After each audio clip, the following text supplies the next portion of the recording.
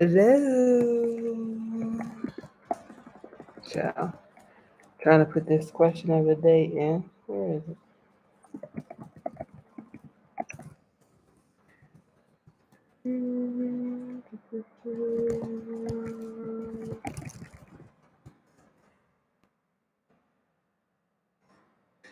And then we pin it.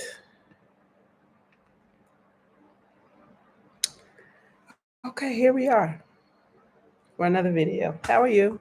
Glad to see you. We are talking about how to build confidence as a freelance writer. And this is an important issue for me because it took me a while to feel confident as a freelance writer, to be honest. It has taken some time, and I've gone through some specific processes um, to be able to feel more confident in my business. I think I've always kind of felt confident in myself as a writer. Even before I had my business, I've always known that I was a good writer. I felt like I'm a good writer.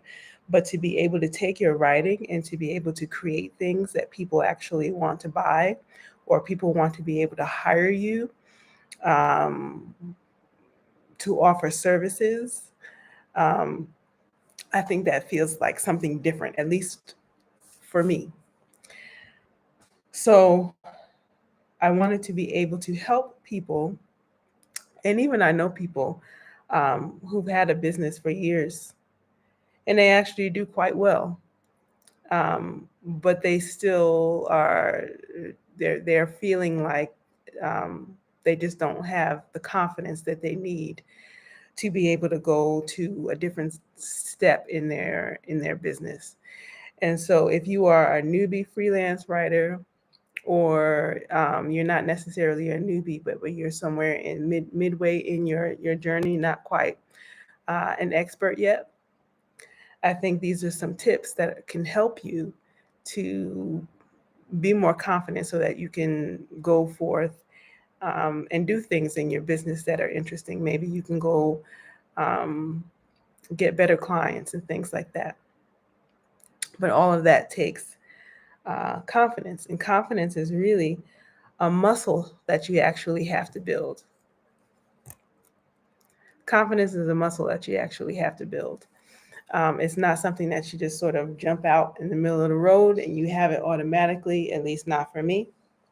But you do have to, um, it is something that you have to practice. So a lack of confidence can sort of show up in different ways. So I'll tell you three ways that a lack of confidence can show up. Number one, it can kill your earnings. It can kill your whatever it is that you're going to earn during the year. Why? Because you don't have any sort of feeling of self worth. So when clients ask you how much does it cost to write this particular blog post by this date, um, you may have an ideal in your head of what it is that you would like to be able to charge for it, but because you have a low sense of self worth, you just um, wind up going with a lower number. You don't even bother to try um, to negotiate your price. And in some situations,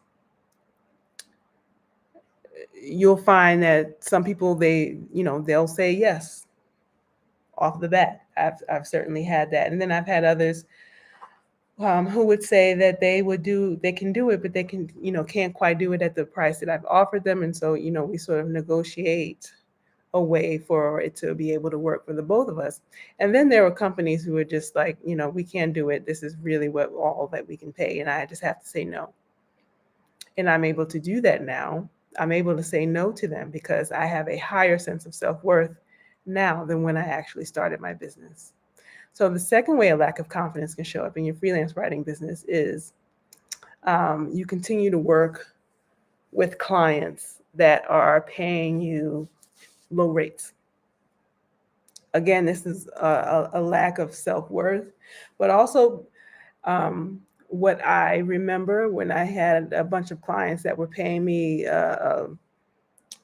low rates and I didn't want to get rid of them was because I didn't actually believe that I can get new ones who were able to pay me more than what they were paying. I didn't have a belief that there were other clients out there who needed my services, and I had outgrown those old clients that I was writing for. I had outgrown those old clients.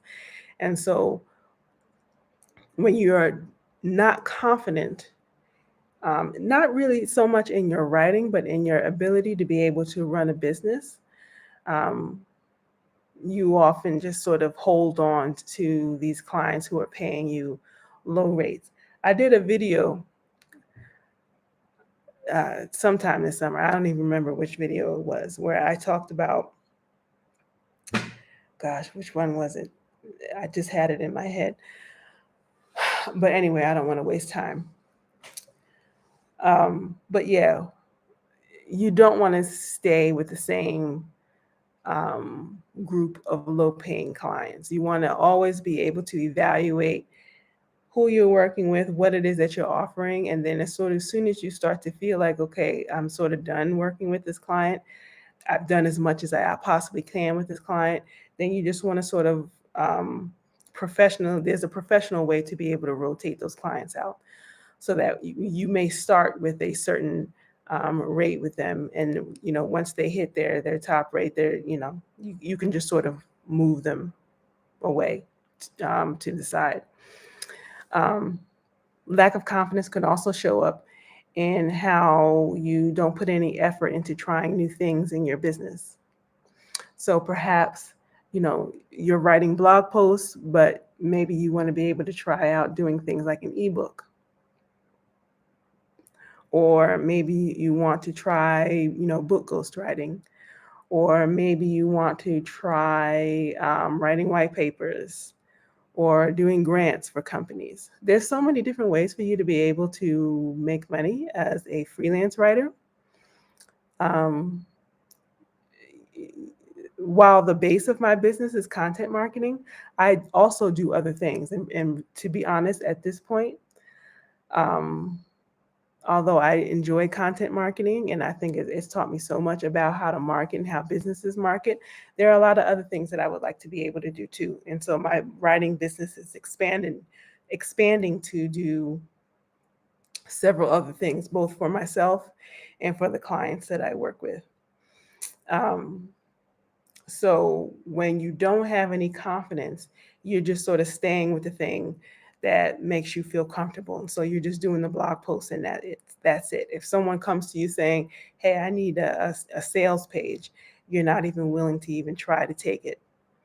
You're not even willing to try because um, you're not confident that you can do it well. Let's see what else. Question of the day. Since we're talking about how lack of confidence can show up in your life, the question of the day is, how has lack of confidence held you back in life? How has a lack of confidence held you back in life? This is an important question to be able to think about, because if confidence has held you back in past areas of your life, in other areas of your life, more than likely those same issues are going to pop up in your freelance writing business. So it's important for you to be able to sit down and think about. Um, it's important for you to sit down and think about how your lack of confidence has held you back from doing the things you wanted to do in the past so that you can be aware of it. Self awareness in building a business is so important. Creating a business, freelance writing or otherwise, is a lot more than just offering a service and taking money, although that is the bare foundation of it. A lot of this stuff is being more aware of who you are, what you enjoy, and what are the things that are holding you back from doing as well as you possibly can. So that's the question of the day. I'll put that in the comment section and I'll pin it. And if you can put your answers in the comment section, that would be great. So let's get on to the actual content of the video. How to build confidence as a freelance writer. First thing you can do to gain confidence as a freelance writer is to learn the most foundational skills. Get really great on the foundational skills of being a freelance writer. For me, my foundational skills and what it is that I teach to the students that I work with, at least for right now, is I teach content marketing. Content marketing is educating people, um, businesses, and individuals on how products and services work via the use of blog posts, ebooks, white papers, and all sorts of other pieces of written content. Um, and so I teach people how to be able to blog. Now, I can teach you how to blog, but you got to be able to practice. And what you'll find out is that blogging actually has like a pattern to it. You can always add your own personality and things to it, but the bare bones, the bare basics of how to blog actually follows a pattern, and you can learn that. And I actually learned it. I learned how to blog by keeping my own blog, like for a number of years. I really had no idea that what I was doing when I was keeping like I started blogging like 2004. I started an education blog because I was working in education at the time. Did that for a few years, and that helped me to get like consulting gigs in the adult education space. And a few years later, when I had gotten tired of working in education, I started my own personal health blog because I was going through all sorts of personal health challenges and changes, and I wanted to be able to write about it and share it and actually be able to connect with people. And so I learned, and then of course, once I did that, and then I started to decide that I wanted to write more often and be able to have people hire me to be able to write for them. And then also um, just to be able to have more space, time, freedom to be able to do what I'm doing now, which is traveling around the world. I didn't explain to you who I am. I always forget to do that, but we're in the video now, so let's move forward. I get to be able to travel around the world as a freelance writer, which is really one of my big goals of my life, to be able to travel and make money writing at the same time. That's really my ideal life. So I learned how to blog through the process of keeping blogs for myself. Um, so you can certainly do that as a freelance writer. And when people started to hire me and they were started talking to me about the what it is that they were looking for in a particular blog post, I didn't know the language of it, but what they were asking for were things that I was doing anyway when I was writing my own blog post for myself.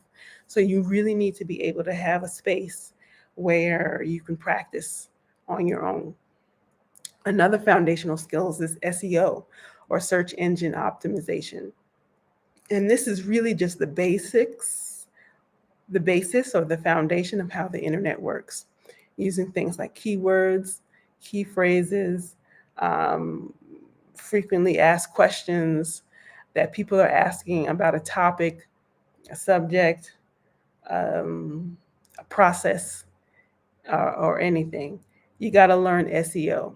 Now you can go down into like, you know, wormholes of learning SEO and you learning about algorithms and all that stuff. As a beginner, all that isn't even necessary.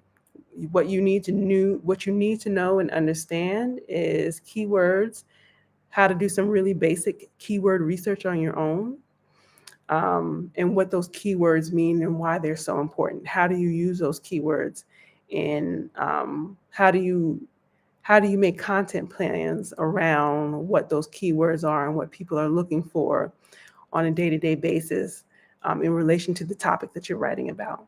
That stuff is super important. And lastly, you got to know how to market, what marketing looks like. And that all really depends on what sort of a marketing writer you want to be. And you can specialize in one. Like I specialize in content marketing, but even though I specialize in content marketing, I do all sorts of marketing with the sort of writing that I write. So in my content marketing, I educate people I write mostly for the tech industry, right? So if I write mostly for the tech industry, that means I'm educating other companies, B2B companies, B2B meaning business to business. And I educate decision makers at different companies on how a particular, usually piece of software, because I work in the tech industry. So I educate people on how this particular piece of software will benefit their business. So, for example, if I'm writing blog posts for a customer support tech company, I actually work for a company that does create software for customer support professionals. So I need to be able to talk to the decision makers at other businesses who have a need for customer support software, right? So you're selling things like chat bots and like you have to have build things like a knowledge base.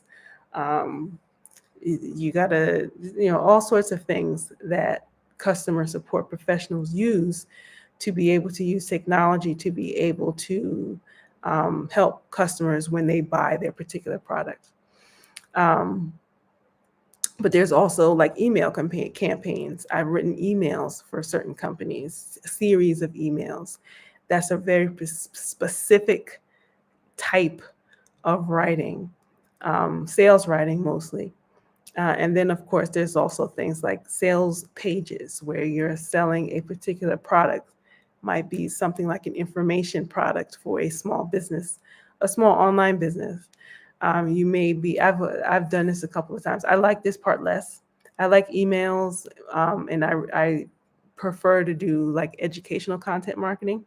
But you can choose to do sales marketing where you're writing um, sales long form sales pages to be able to sell things like online courses, maybe some series of ebooks or even physical books, so on and so forth.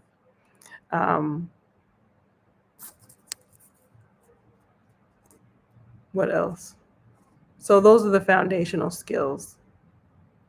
The next thing that you can use to be able to build confidence as a freelance writer is you simply need to write more. One of the things that I always talk about when I'm on this channel is how I started off as a freelance writer. In my early days as a freelance writer, I was literally writing stuff for $9 per blog post, maybe like 500 words, $9. And I was so excited to do it. While I was getting paid super poorly in the beginning, one of the things that was to my benefit was that because I was being paid so low, I had to work in high volume. And so just churning out blog post after blog post after blog post after blog post, even though I was getting paid really low, it allowed me an opportunity to get that repetition in me. You don't have to do that these days. Let me just tell you right now. You do not have to do that. I don't even recommend it. Like content mills, where you're going in and you're just like, writing stuff for $10 a piece. I don't recommend it. What I am doing now is I don't write anything for less than $500. And it'll take me an hour or two to be able to write it. Um,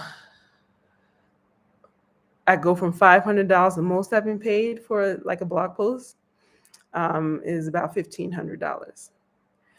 So that totally depends on the type of company, how technical it is, the material I have to write, how long it's going to take me, all that other stuff. Um, but you simply need to be able to write more. And so, as I was explaining before, having my own place to be able to blog has really been essential for me to be able to improve my writing skills, to be able to practice some of those basic blogging skills that I use in my business on a daily basis, right? And then number three, I'm looking at my notes from my little notebook here, is to understand that you're not a beginner.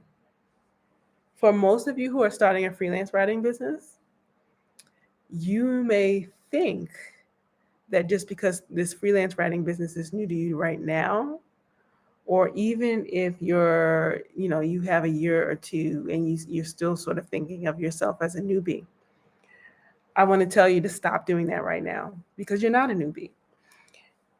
Part of what a company needs when they hire you as a freelance writer is not so much, they need you to be a great writer, yes, but they also need you to have some level of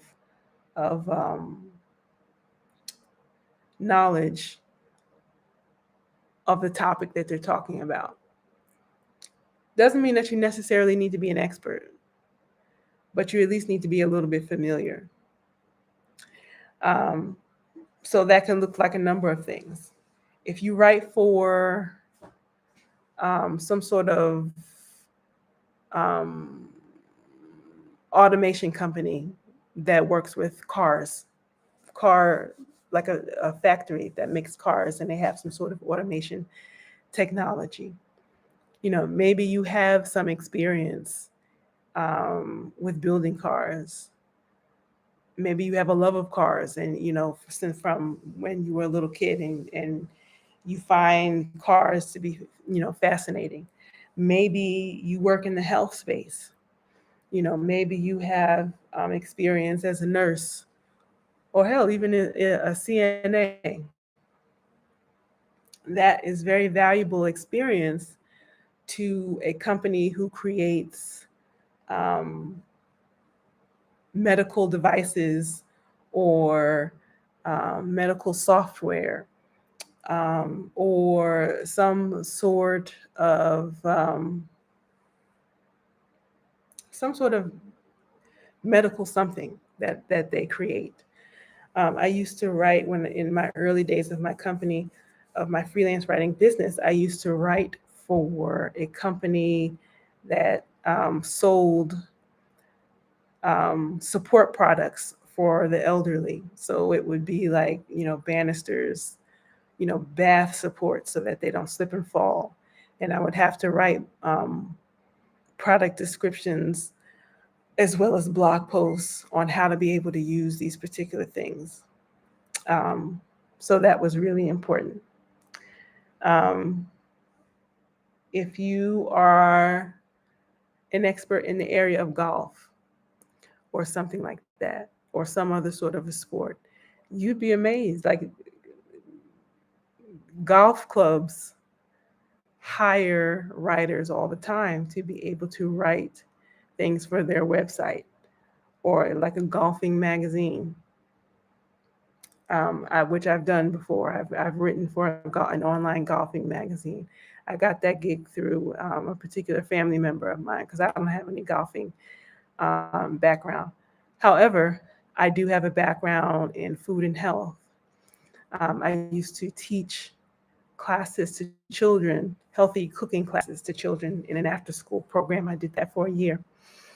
And so I was able to use that experience to be able to say, hey, I can write about healthy food and things like that for this luxury golfing audience that I was writing about. So there's all sorts of ways for you to be able to finagle and move in your experience in places where, um,